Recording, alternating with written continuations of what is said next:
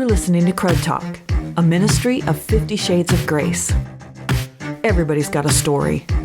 I'm guessing like me, you've been hurt before. But what if I told you there was more to this life than being stuck in the hurt and sin of your past? Hey, we all have crud, but it's how we deal with it that makes all the difference. Today's episode is brought to you by a generous sponsor just like you. We thank you for your gift, which allows us to share hope and continue to help people deal with the crud in their lives. So thank you.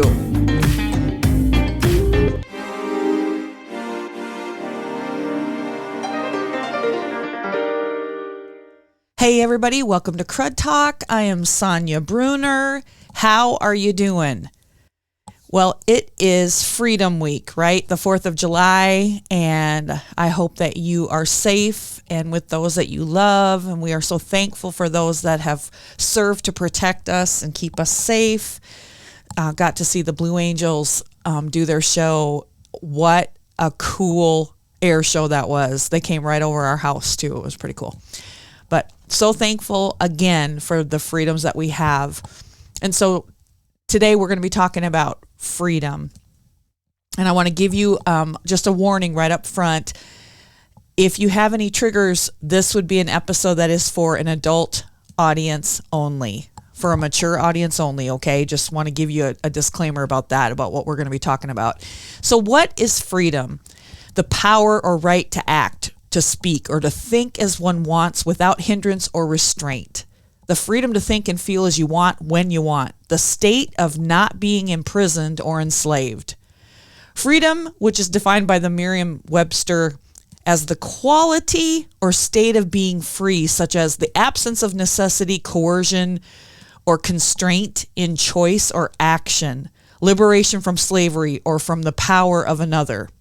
According to the UN, human rights include the right to life and liberty, freedom from slavery and torture, freedom of opinion and expression, the right to work and education, and many more. Everyone is entitled to these rights without discrimination. So my question is everyone free? In order to understand what freedom is, we need to understand what slavery and bondage is. What is bondage? Bondage is captivity or chains or strongholds. Listen to what 2 Peter 2 verse 19 says. Listen to this. For you are a slave to whatever controls you. What is a slave? A person who is forced to work for and obey another and is considered to be their property. An enslaved person. A person who is controlled by another. As we celebrate freedom, I'm thinking about all the ones who are not free. According to the Department of Defense in January 2023, the most current statistics on the worldwide human trafficking epidemic, it's estimated that there are 40 million slaves in the world. I'm going to stop right here and tell you, there is no possible way that any of us know how many numbers are there.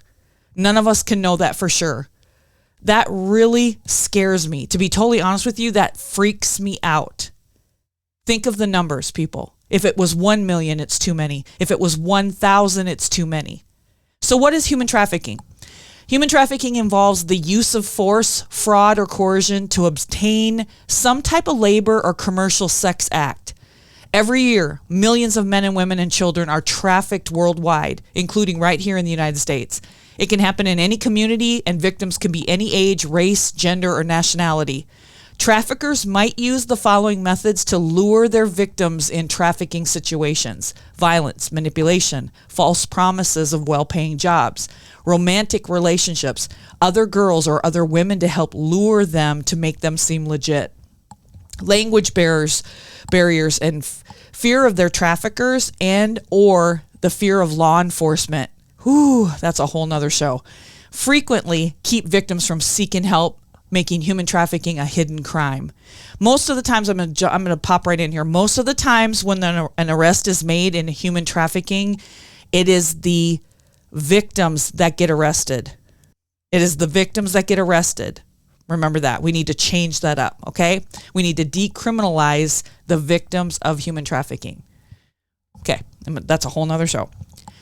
Traffickers look for people who are easy targets for a variety of reasons, including like psychological or emotional vulnerability, economic hardship, lack of social safety net, natural disasters, political instability, no parental relationship or engagement.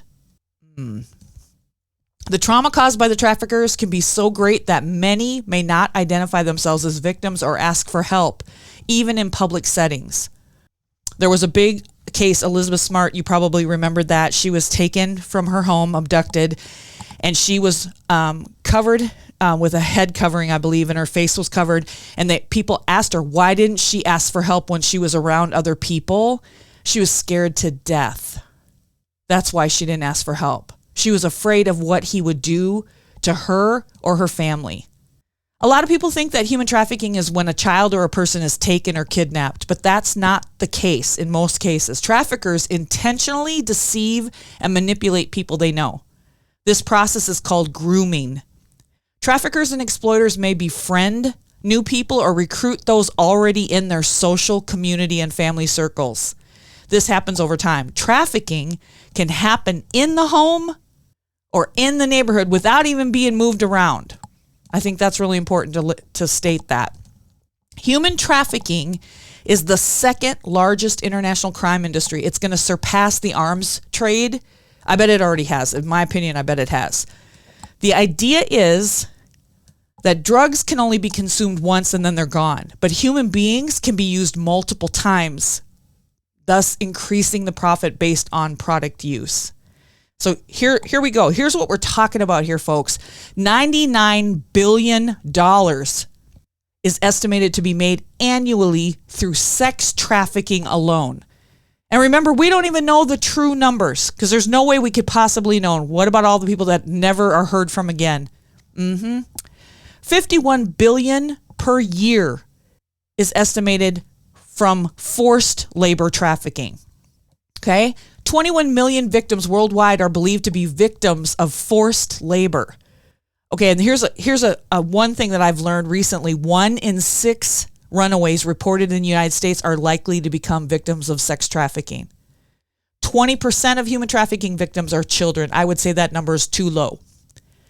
Females who are forced into a domestic servitude often are sexually exploited. So that goes hand in hand. Not only are they forced into labor, but they also are forced into sexual acts as well. Here's what we're talking about here. Money is powerful. In this world, money is power. It allows you to do what you want and to not depend on anyone or anything. Listen to what the Bible says, 1 Timothy 6, verses 9 through 10. Those who want to get rich fall into temptation and a trap and into many foolish and harmful desires that plunge people into ruin and destruction. For the love of money is a root of all kinds of evil. Oh, man. Sex is all so powerful because that's the way it was created. That's the way it was designed. Sex done God's way is awesome. Anything other than his way is broken and void of all that God designed that to be. It's less than it should be. We know that lots and lots of people are having sex. I get it. It's everywhere. But here's the thing. If it's really not a big deal having sex the way we want to, when we want to, then why are millions of people being forced to do it against their will? Why would people have to take it by force ever? A man says, I want you. The woman says, yes. Everyone gets their needs met. Nobody gets hurt. Everybody's happy, right? Wrong. Why do we have human trafficking? What's driving this? It's because of the consumers. No consumers, no slaves. The pornography industry, let's just jump right in here. That industry alone generates $12 billion in revenue per year. 70% of internet porn traffic occurs from 9 a.m. to 5 p.m. on the workday. 2.5 billion emails, 2.5 billion emails per day are pornographic related in some way. 1 in 5 women use the internet for sexual purposes habitually every week. 28,000 people per second are watching pornography on the internet. per second. 1 in 3 visitors to adult websites are women. The estimated number of people who have sexual addictions in the United States alone are 12, get this, they can't even say 12 to 30 million people in the United States that have a sex addiction. 1 out of 3 men self-report that they are addicted to pornography. And we wonder why sexual abuse against kids is so prevalent. Here, listen to this. 93% of kids who are victims of sexual abuse know their abuser. Less than 7% are abused by strangers. 70% of all reported sexual abuse assaults occur with children ages 17 and under. Again, if it's not a big deal having sex with whoever, the way we want to and when we want to, then why are millions of people being forced to do it against their will? If it's all good, why would people have to ever be forced? And why would people have to take it by force? Still questioning how our world is okay with sexual exploitation and selling human beings for sex? Oh my word, you combine the power of money with the power of sex, and you have a catastrophic tsunami that can invade or flood and destroy everything it touches. In Galatians 5, verse 14, it says, we are to love our neighbor as ourselves. Think about it. Just think about it. Satan is brilliant. If he can get us to hate one another instead of love and to devour each other, pornography, prostitution, rapists, human beings selling humans for sex and paying for humans to rape just because they can, the human race is going to implode on itself. And that's exactly what's happening. Why is this a big deal to me? When I was 5 years old, I was sold to men for sex. I was groomed, abused, raped, tortured repeatedly by my mother's boyfriend. He did anything and everything to appease his sexual appetite. If I would cry or tell him no, he would threaten to kill me or my mom. If I didn't do what he wanted, he would make good on that threat. He'd beat her, he'd do anything just to let me know, you better do what I say. One day, he allowed men in the room to watch. And that was the first time I was ever sold. Sometimes it was one man at a time, but most of the time it was multiple men. I can't tell you how many men have raped me. He sold me, Sonia, to other men so they could hurt me and rape me. He made money from doing that to me. He tried to break me. He did unspeakable things to my body, to my heart, and worse yet, to my mind. Is this personal to me? Absolutely. People will still tell me that they never knew this was happening to kids. Some people have said these words to my face that they thought it was made up. What makes us free? That's the question. What makes us free? In order to be free, a person must be allowed to be free. It's like this. In order for the bird to fly away free out of the cage, someone has to open the door and let them out. Talk about opening the door and letting them out. Tim Ballard is the founder and CEO of Operation Underground Railroad. You'll see OUR, which rescues children from sex trafficking rings. He spent over a decade working as a special agent for the Department of Homeland Security, where he was deployed as an undercover operative for the U.S. Child Sex Tourism Jump Team. I'd love to be on that team. Probably not, because it'd be horrific, but I'd like to fight the bad guys. There's a movie about his story and child trafficking that will come out July 4th in all the movie theaters. It's called The Sound of Freedom, starring Jim Caviezel, which tells the story about a mission that Tim was on where he rescued a boy from child traffickers and then learns that the boy's sister is still captive and decides to do something and save her. When time starts running out, he quits his job. Can you imagine? And goes deep into the Colombian jungle, putting his life on the line to free this little girl from a life of rape and torture as a sex slave, probably death too. Go see the movie. You will learn a lot about human trafficking and what you can do and where you can send your money to help. People ask me all the time, how can I help? Go see the movie. That's a start. This movie is going to be unlike anything you've ever seen because it is 1,000% true. Let me tell you something about the traffickers. The traffickers know that people will spend the money to buy the kids, but not spend the money to save the kids. They're counting on that. Go see the movie. Educate yourself, and then ask what you can do to help, and then do it. What can we do? We can do something. We must be informed. We must be prayerful, and we need to be willing to roll up our sleeves and work hard to accomplish positive outcomes for all people. Are we free? That's my question. Are we free? We have a choice. Are we just going to stick our heads in the sand and ignore it? Not my life, not my problem. Let someone else fix it. We can't do that anymore. You can't unknow what you know. People ask me, why are you putting all your stuff out there like you do? Because now you can never, ever again say that you don't know someone who has been trafficked. You can never say that again. I'm the living, breathing face of someone right here. Not someone over there, right here. I'm right here. We can't save everyone, but we can do something. The question is, do you have the courage? What is courage?